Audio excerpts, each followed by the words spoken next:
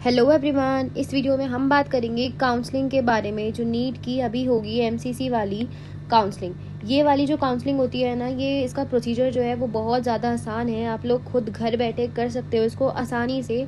इस वीडियो में बिल्कुल एंड तक बने रहना, जिससे कि आपको पता चलेगा कि आप कैसे काउंसलिंग कर सकते हो, उसके क्या डूज एंड डोंट्स हैं, उसमें कौन से राउंड में क्या चीज़ की दिक्कत आ सकती है आपको, और जितनी भी सारी इंपॉर्टेंट चीज़ें हैं काउंसलिंग से रिलेटेड आपको सारी इस वीडियो के अंदर क्लियर हो जाएंगी। उससे पहले चैनल को सब्सक्राइब कर लो अगर अभी तक नहीं किया है, और ऐसी ऐसी इंपॉर्टेंट वीडियोस के लिए। अभी जो अगली वीडियोस आएंगी उसके अंदर आपको चॉइस फिलिंग कैसे करनी है, सबसे ऊपर कौन सा कॉलेज रखना है, ये सारी डिटेल आपको बताऊंगी कि कैसे कैसे करना होता है ये।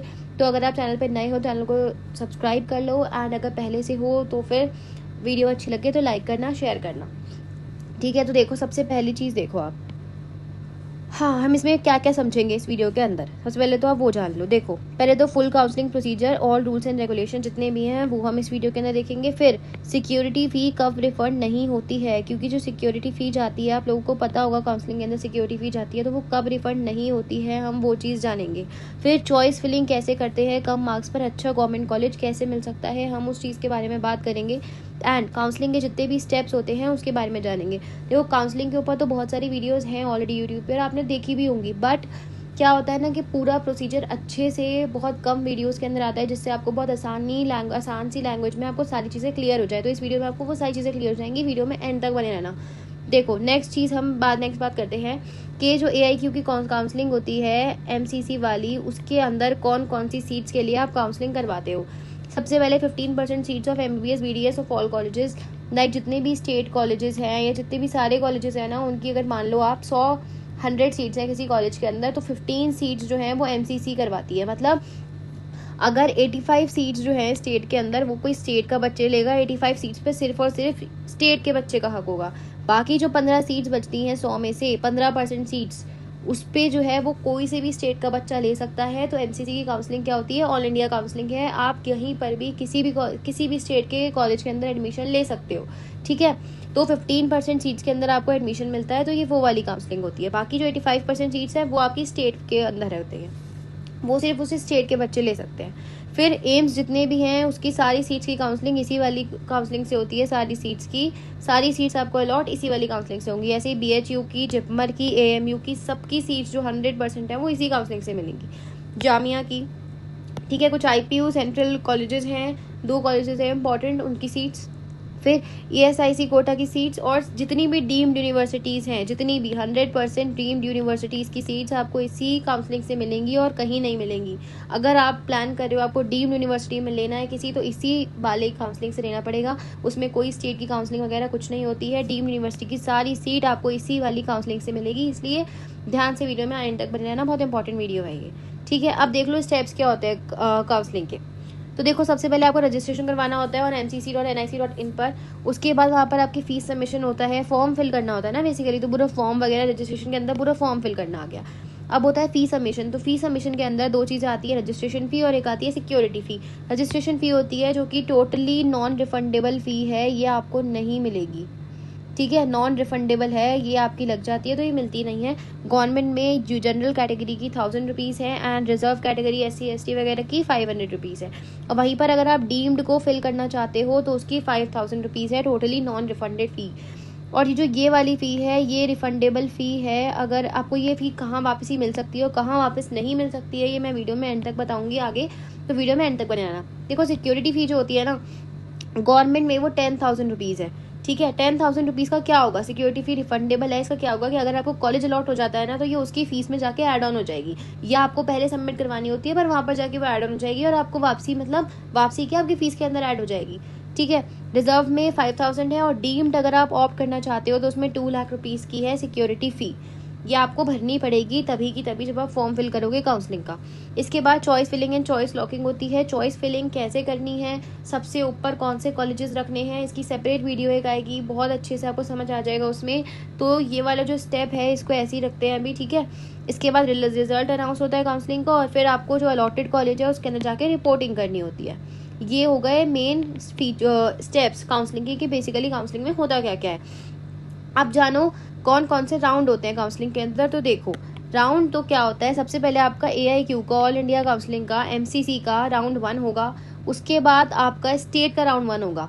ये जो राउंड्स है ना वो इसी सीक्वेंस के अंदर चलते हैं। ऐसा नहीं है कि पहले पूरी ऑल इंडिया काउंसलिंग होगी फिर स्टेट की काउंसलिंग होगी, नहीं, पहले आपकी ऑल इंडिया काउंसलिंग का राउंड 1 होगा, उसके बाद स्टेट का राउंड 1 होगा, उसके बाद ऑल इंडिया काउंसलिंग का राउंड 2, फिर स्टेट का राउंड 2, फिर AIQ का राउंड 3, फिर स्टेट का मॉपअप राउंड, फिर इसका स्टे वैकेंसी राउंड, फिर स्टेट का स्टे वैकेंसी राउंड। ये ऐसी ही सीक्वेंस चलती है। बट हाँ, लास्ट ईयर बिहार की काउंसलिंग में थोड़ी प्रॉब्लम आ गई थी, उसमें ऊपर नीचे हो गया था, जिसकी वजह से बहुत ज़्यादा सीट ब्लॉकिंग हुई थी और बहुत दिक्कत आई थी। पर जनरली सारी स्टेट्स जो हैं वो इसी फॉर्मेट के अंदर चलती हैं AIQ की काउंसलिंग से। तो देखो, जैसे ही AIQ का राउंड 1 चालू होगा ना, धीरे धीरे आपको स्टेट्स की नोटिफिकेशन में आने लग जाएंगी कि आपकी स्टेट की काउंसलिंग भी चालू हो रही है। ठीक है, दोनों साइमल्टेनियसली चलेंगी, ऐसा नहीं है कि बिल्कुल अलग अलग चलेंगी। तो उस चीज़ का ध्यान रखेंगे अपन, चैनल को सब्सक्राइब करके रखना। अब देखो AIQ का राउंड 1, इसके अंदर क्या है, अगर उसका रिजल्ट आ गया तो आपका लिए क्या होता है। देखो, रिजल्ट AIQ का रिजल्ट आ गया, पहली पॉसिबिलिटी है कि आपको कॉलेज जो है वो अलॉट नहीं हुआ। अगर आपको कॉलेज अलॉट नहीं हुआ तो डायरेक्टली आप जो है राउंड 2 के लिए एलिजिबल हो गए, आपको राउंड 2 के अंदर भेज दिया जाएगा। इसके अंदर कोई बात ही नहीं है, राउंड 2 में आप गए। ठीक है, बट अगर आपको कॉलेज अलॉट हो गया, अब इसमें दो पॉसिबिलिटी है कि एक तो आप कॉलेज से सेटिस्फाइड नहीं हो, ठीक है, और एक है कि आप कॉलेज से सेटिस्फाइड हो। तो सेटिस्फाइड अगर आप हो तो यहाँ पर आप वो कॉलेज ले लोगे, रिपोर्टिंग कर दोगे, तो इसलिए आपकी यहाँ पर काउंसलिंग खत्म हो जाएगी, काउंसलिंग का एंड हो जाएगा आपके लिए वहीं पर। ठीक है, दूसरा है आप सेटिस्फाइड नहीं हो कॉलेज से अगर, तो इसमें दो पॉसिबिलिटी है कि आप वहाँ पर जाओ, उस कॉलेज को रिपोर्ट करो कि आपको लगता है कि भाई मेरे हाथ से सीट चली जाएगी, तो जाओ कॉलेज को रिपोर्ट करो और उसमें अपग्रेडेशन पे लगाओ। अपग्रेडेशन में लगा कर आने का मतलब है कि आप जब अपग्रेडेशन में लगा दोगे ना, तो आपको राउंड 2 के अंदर भी ना कोई बेटर कॉलेज उससे मिल सकता है, गारंटी नहीं है कि मिलेगा ही मिलेगा, बट आपके चांसेस रहते हैं कि आपको उससे बेटर कॉलेज अलॉट हो जाए। तो अपग्रेडेशन पे लगाना सही रहता है। उसके बाद दूसरी पॉसिबिलिटी है फ्री एग्जिट। फ्री एग्जिट का मतलब क्या है कि आप उस सीट को कुछ मत करो, कुछ कहीं मत जाओ, उसको रिपोर्ट मत करो और उस सीट को छोड़ दो। फ्री एग्जिट का मतलब होता है कि यहाँ पर जो है ना आपकी सिक्योरिटी फी कहीं नहीं जा रही है, आपको सिक्योरिटी फी यहाँ पर मिलेगी। अगर आप काउंसलिंग से बाहर हो जाते हो ना तो आपको सिक्योरिटी फी मिलेगी। ठीक है, यहाँ पर आपकी सिक्योरिटी फी बिल्कुल सेफ है। ये हम बात कर रहे हैं राउंड 1 की, सिर्फ राउंड 1 में आपकी सिक्योरिटी फीस का कुछ नहीं होता है, वो पूरी तरह से सेफ रहती है। अब देखो, अब हम बात करते हैं राउंड 2 के लिए कुछ जरूरी पॉइंट्स की। देखो, already round 1 registered candidates do not need fresh registration. अगर आपने राउंड 1 के अंदर ऑलरेडी रजिस्ट्रेशन करवा रखा है तो आपको राउंड 2 के अंदर फ्रेश रजिस्ट्रेशन की जरूरत नहीं है। ठीक है, now if they take free exit और don't get any seat, they are automatically promoted to round 2। अगर आप फ्री एग्जिट लेते हो या फिर आप कोई सीट नहीं लेते हो, ठीक है, या आपको कोई सीट नहीं मिलती है, तो आप ऑटोमेटिकली राउंड 2 के लिए प्रमोट हो जाओगे। इसमें आपको कुछ भी करने की ज़रूरत नहीं है। बट हाँ, मैं आपको एक चीज़ बता दूँ, कुछ बच्चों को लगता है कि आपने अगर फर्स्ट राउंड में चॉइस फिलिंग कर दी तो वो हर राउंड के लिए आपकी सेम रहती है। तो ये जो है बिल्कुल भी सच बात नहीं है। जो आपकी चॉइस फिलिंग होती है ना, वो आपकी हर राउंड में अलग चॉइस फिलिंग होती है, फ्रेश चॉइस फिलिंग होती है। ठीक है, तो अभी ऐसा नहीं रहेगा कि आपने राउंड 1 में जो चॉइस फिलिंग करी थी वो आपको राउंड 2 में नहीं करनी पड़ेगी, राउंड 2 में भी आपकी चॉइस फिलिंग होगी। ठीक है, इसके बाद सेकंड पॉइंट देखो, if you leave round 2 allotted seat then you will not get your security fee. ये बहुत बड़ा इंपॉर्टेंट पॉइंट है कि अगर आप राउंड 2 में आपको कोई सीट अलॉट हुई और आपने वो जो सीट है वो छोड़ दी, आपने वो सीट नहीं ली, तो आपको सिक्योरिटी फी जो है ना वो नहीं मिलेगी। आपकी सिक्योरिटी फी जो है वो फोरफीट कर दी जाएगी, आपको बिल्कुल भी नहीं मिलेगी। कोई भी फ्री एग्जिट नहीं है राउंड 2 के अंदर, ये बात का ध्यान रखना। राउंड 1 में फ्री एग्जिट थी पर राउंड 2 में फ्री एग्जिट नहीं है। ठीक है, थर्ड पॉइंट देख लो, if candidates get upgraded in round 2 then he can not claim his round 1 seat at any cost. अगर आपको राउंड 2 के अंदर सीट कोई मिलती है, ठीक है, और आपने अपग्रेडेशन में लगाया था, राउंड 2 में आपको सीट मिल गई, तो अब आप जो है राउंड 1 की आप सोचो कि यार राउंड 2 की तो मुझे जो अपग्रेड हुई है सीट वो ज़्यादा अच्छी नहीं है, तो मुझे राउंड 1 पे ही 1 वाली ही चाहिए। तो ऐसा कोई ऑप्शन नहीं है, आपको अब राउंड 2 की सीट लेनी पड़ेगी। आप राउंड 1 की सीट किसी भी कीमत पर नहीं ले सकते हो, इसलिए बिल्कुल भी मत सोचना ये। अब आपको राउंड 2 से ही गुजारा करना पड़ेगा, इसलिए बहुत सोच समझ के अपग्रेडेशन पे लगाना और वही कॉलेजेस भरना जो आपको चाहिए हो। बिल्कुल भी फालतू के कॉलेजेस अपग्रेडेशन में मत लगाना। कभी आपको वो मिल गया ना तो आपको राउंड 1 का भी कॉलेज हाथ से चला जाएगा। ये कैसे करते हैं चीज़ें, कौन कौन से कॉलेजेस लगाने चाहिए, ये सब मैं आपको अगली वीडियो में बताऊंगी, इसलिए चैनल को सब्सक्राइब करके रखना। ठीक है, सब्सक्राइब करके रखोगे तो आपके लिए ही अच्छा होगा। और टेलीग्राम जो का ग्रुप है वो भी ज्वाइन कर लेना, आपको जो लिंक है उसका डिस्क्रिप्शन बॉक्स में मिल जाएगा, आपको सारी इंपॉर्टेंट अपडेट्स वहाँ पर मिल जाएंगी। ठीक है, ये बात हमने कर ली राउंड 1 की और राउंड 2 के कुछ इंपॉर्टेंट पॉइंट। अब राउंड 2 का देखो रिजल्ट आता है तो फिर क्या होता है। ठीक है, राउंड 2 का रिजल्ट आ गया, कौन कौन सी पॉसिबिलिटी है? 2 पॉसिबिलिटी है कि एक तो सीट अलॉट हो गई और एक सीट अलॉट नहीं हुई। अगर अब सीट अलॉट नहीं हुई तो आप राउंड 3 के अंदर ऑटोमेटिकली पहुंच गए, उसमें तो कोई बात ही नहीं है, ठीक है, राउंड 3 के अंदर आप ऑटोमेटिकली आ गए। बट अगर आपको अब राउंड 2 के अंदर सीट अलॉट हो जाती है, 3 पॉसिबिलिटी हैं कि आप एक तो सीट को रिपोर्ट ना करो। पहली, अगर आप उसको रिपोर्ट नहीं करोगे तो आपकी सिक्योरिटी फी मैंने बताया फॉरफिट कर ली जाएगी और आपको राउंड 3 जो है बिल्कुल फ्रेश रजिस्ट्रेशन के साथ करना पड़ेगा। जबकि जो यहाँ पर है ना कैंडिडेट जिसको सीट अलॉट नहीं हुई और जो राउंड 3 के अंदर जा रहा है उनको रजिस्ट्रेशन नहीं करना पड़ेगा, ठीक है, उनका ऑलरेडी रजिस्ट्रेशन हो रखा है। बट अगर आप राउंड 2 की सीट छोड़ते हो तो एक तो आप जनरल कैटेगरी से हो तो आपके 10,000 रुपये जाएंगे, ठीक है, डीम्ड का करा, डीम्ड की छोड़ी तो 2 लाख रुपए जाएंगे और आपको एक फ्रेश रजिस्ट्रेशन दोबारा से करना पड़ेगा, दोबारा से सिक्योरिटी फी डालनी पड़ेगी, सब कुछ डालना पड़ेगा, ठीक है। अब दूसरी चीज़, आपको फ्रेश अलॉटमेंट हुआ, आप उससे सेटिस्फाइड हो, काउंसलिंग आपकी वहीं खत्म। बट अगर सेटिस्फाइड नहीं हो उसको अपग्रेडेशन पे लगाओ और राउंड 3 का वेट करो। अब आपने अपग्रेडेशन पे लगाया था, आप उससे सेटिस्फाइड हो, ठीक है, तो आपकी काउंसलिंग वहाँ पर खत्म। बट अगर उससे सेटिस्फाइड नहीं हो तो फिर से अपग्रेडेशन पे लगाओ और राउंड 3 का वेट करो, ठीक है। ये आपके प्रोसीजर हैं राउंड 2 के अंदर, आप ये कर सकते हो। अब इम्पॉर्टेंट चीज़ सुनो, सब इम्पॉर्टेंट पॉइंट्स फॉर राउंड 3, ये बहुत ज़्यादा इंपॉर्टेंट है, ध्यान से सुनना। If you are not allotted any seat in round 1 and round 2 then you are eligible for round 3। अगर आपको राउंड 1 और राउंड 2 में कहीं भी नहीं मिली सीट तो आप राउंड 3 के लिए अपने आप एलिजिबल हो and you do not need any fresh registration because you are already registered, you don't need any fresh registration, ठीक है, तो इसमें आपको रजिस्ट्रेशन नहीं चाहिए। अब second point, candidates who have been allotted a seat in round 2 but they did not join and resigned from that seat with forfeiture of security fee, उनको allot हुई सीट बट उन्होंने ज्वाइन नहीं करी and उनकी जो है security फी वो भी चली गई, उनको जो है फ्रेश रजिस्ट्रेशन बिल्कुल भी नहीं चाहिए उनको जो है फ्रेश रजिस्ट्रेशन करवाना पड़ेगा राउंड 3 के लिए, उनका पुराने रजिस्ट्रेशन से कुछ नहीं होगा, उनको रजिस्ट्रेशन करवाना पड़ेगा, ठीक है। अब third point, candidates who have opted for upgradation are eligible for round 3, आपने अपग्रेडेशन में लगा रखा था राउंड 3 के लिए ऑब्वियसली हो, ठीक है। Fourth, if a candidate has been allotted a seat in round 3 and he can not upgrade or resign from it, अगर कैंडिडेट को राउंड 3 में सीट मिलती है तो वो बिल्कुल भी अपग्रेड नहीं करवा सकता उसको और ना उस सीट से रिजाइन कर सकता है। अगर उसने ऐसा कुछ किया, अगर उसने सीट जो है अपनी ज्वाइन नहीं करी then he will be eliminated from the further rounds of counselling as well as forfeiture of security fee will take place. अगर उसने वो सीट भी ज्वाइन नहीं करी ना तो क्या होगा कि वो जो है काउंसलिंग के आने वाले राउंड से, मतलब आप स्टे वैकेंसी राउंड बिल्कुल भी नहीं जा पाओगे, ठीक है, ना आप राउंड 3 में जा पाओगे। तो अगर आप मतलब आप स्टे वैकेंसी राउंड नहीं जा पाओगे तो वहाँ से आपको हटा दिया जाएगा और आपकी सिक्योरिटी फीस यहाँ पर भी जाएगी।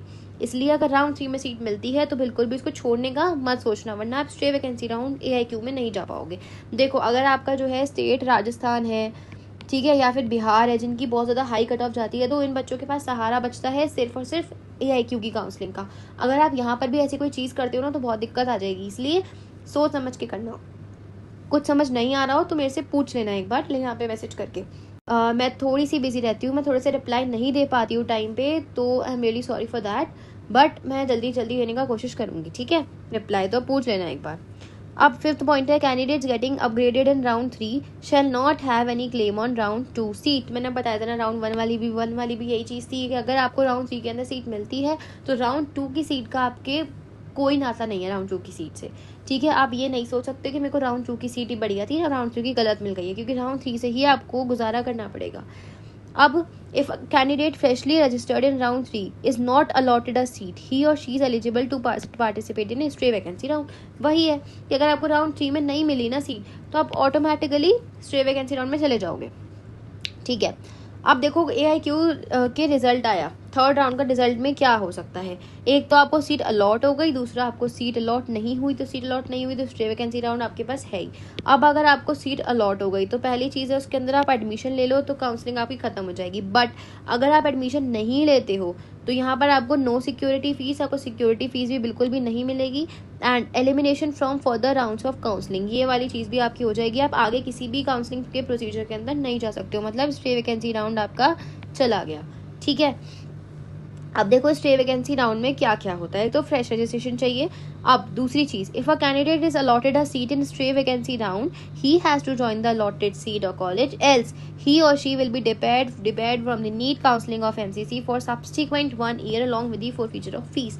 अगर एक कैंडिडेट को स्टे वैकेंसी राउंड में सीट मिलती है और वो ज्वाइन नहीं करता है वो सीट को, तो आपकी जो है उस साल की सीट तो जाएगी, आपकी अगले 1 साल की सीट और चली जाएगी। इसका मतलब क्या है कि अगर 2024 में आपने ऐसा किया, ठीक है, आपने वो स्टे वैकेंसी राउंड की सीट छोड़ दी, और अगर अब आपका क्या होगा कि आपको 2025 में भी आप काउंसलिंग के अंदर पार्टिसिपेट नहीं कर पाओगे। फीस तो आपकी जाएगी, सिक्योरिटी फीस, ऑब्वियस सी बात है वो, ठीक है। तो इस बात का बहुत ज़्यादा ध्यान रखना, ये बहुत ज़्यादा इंपॉर्टेंट पॉइंट है, इसको बिल्कुल भूलना मत, ठीक है। Next point, there will be a common portal where data will be shared from center and state after round 3 of all the allotted candidates and those candidates will not be allowed in AIQ straight round। एक ना common portal last year भी बात हो रही थी कि बनेगा जहाँ पर सारी AIQ के राउंड 3 तक जितने कैंडिडेट्स एडमिटेड हैं और मतलब कितने कैंडिडेट्स को अलॉटेड सीट है और स्टेट की, ये सब जो है एक साथ नाम आएंगे, और अगर उनमें से किसी भी बच्चे ने स्टे वैकेंसी राउंड के लिए पार्टिसिपेट किया होगा तो उसको हटा दिया जाएगा। ये लास्ट ईयर नहीं हो पाया था सही से, इस साल पॉसिबिलिटी है ये चीज़ होने की, तो देखते हैं इस साल, तो इसलिए बिल्कुल ध्यान से करना, ठीक है। ओके, नेक्स्ट पॉइंट है, candidates who have been allotted a seat in round 3 of AIQ and have not reported are not eligible for stray vacancy round. तो वही बात है कि अगर आपको राउंड 3 के अंदर सीट मिली थी और आपने उसको नहीं लिया है तो आप स्टे वैकेंसी राउंड में भी नहीं आ सकते हो। तो इस चीज़ का ये बहुत ज़्यादा ध्यान रखना, बहुत ज़्यादा बड़ी बात है ये। फिर आप अगर ये चीज़ करोगे तो देख लो आपकी पूरे साल की मेहनत ख़राब हो सकती है, इसलिए इन सब चीज़ों का ध्यान रखना, ठीक है। मैंने अपने हिसाब से सारी जो है काउंसलिंग की इंपॉर्टेंट चीज़ें बता दी हैं। अगर आपको इसमें से भी कुछ समझ नहीं आया है तो आप मुझे बता सकते हो एक बार, तो मैं आपको और अच्छे से समझा दूंगी। आप जो काउंसलिंग का प्रोसीजर है ना, ये खुद से कर सकते हो, बहुत आसान प्रोसीजर होता है, आप आसानी से खुद से कर सकते हो। नहीं हो पा रहा है तो मैं हेल्प करने के लिए हूँ, ठीक है। चैनल को सब्सक्राइब कर लेना एंड वीडियो को शेयर करना अपने फ्रेंड्स के साथ। अच्छी लगी हो तो लाइक करना। Thank you so much watching this video, bye bye.